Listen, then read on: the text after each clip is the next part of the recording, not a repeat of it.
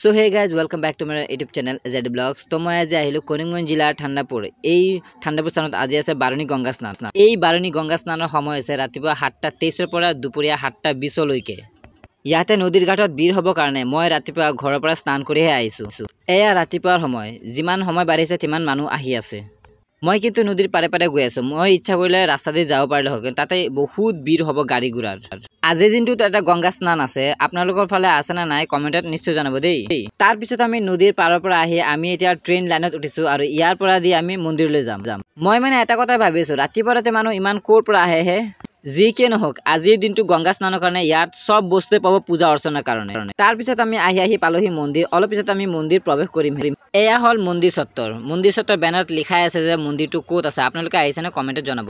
আজিৰ দিনটো বাৰণী গংগা স্নান। বাহিৰত যিমান মানুহ দেখিছে ভিতৰত তিমান মানুহ দেখিব আপোনালোকে। চাওক একবাৰ ভিতৰলৈ। তো আমি মন্দিৰত প্ৰৱেশ কৰিলো আৰু মন্দিৰৰ পৰা এতিয়া আমি যাম গৰ্ভগৃহলৈ, য'ত প্ৰতিমাবোৰ আছে মন্দিৰৰ। এই আমি মন্দিৰৰ বা গৰ্ভগৃহৰ মন্দিৰৰ একেবাৰে সন্মুখ ফালে থিয় হৈ আছো আৰু বহুতো মানুহ দৰ্শন কৰি আহি আছে, ওলাই আছে, গৈ আছে। এতিয়া আমি মন্দিৰৰ গৰ্ভগৃহ দৰ্শন কৰিলো বা সোমালো। এতিয়া দৰ্শন কৰি এতিয়া শিৱলিংগ ত্ৰিশূল আছে আৰু ইফালে আছে একফালে আছে শিৱ শংকৰ আৰু একফালে আছে মা দুৰ্গা মা। আমাৰ দৰ্শন ভালকৈ কৰিলো, আমি খুব শান্তি মনেৰে দৰ্শন কৰিলো। আপোনালোকে দৰ্শন কৰিছেনে?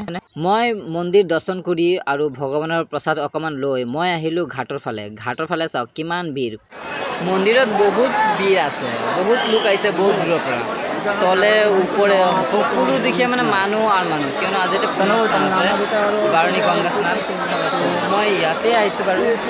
আপোনালোকে চাইছে বা দেখিছে কিমান মানুহ ঘাটতে। ঘাটতে নৌকা বা বোট একদম পূৰা ফুল হৈ আছে। তাৰপিছত আমি তলৰ পৰা ওপৰলৈ আহিছোঁ, য'ত নেকি প্ৰদীপ বন্তি জ্বলাই সেইটো স্থানলৈ আহিছোঁ।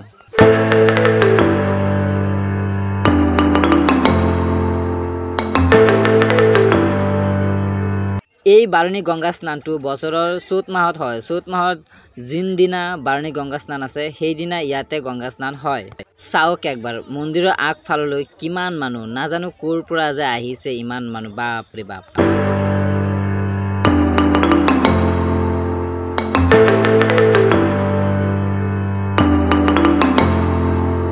আগতে মানুহে তিলক ল'বলৈ সাধু সন্ন্যাসৰ ওচৰলৈ গৈছিল। এতিয়া সাধু সন্ন্যাস মানুহৰ ওচৰলৈ আহে কিহৰ কাৰণে? টকাৰ কাৰণে।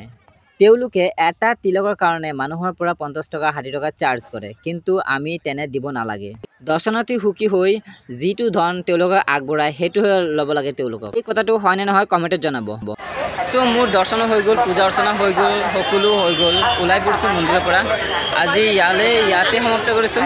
ভিডিঅ'টো কেনে লাগিলে কমেণ্টত নিশ্চয় জনাব দেই। পাৰিলে লাইক শ্বেয়াৰ কমেণ্ট নিশ্চয় কৰি দিব। তো আজিলৈ ইমানে সামৰিছোঁ। Tata bye bye.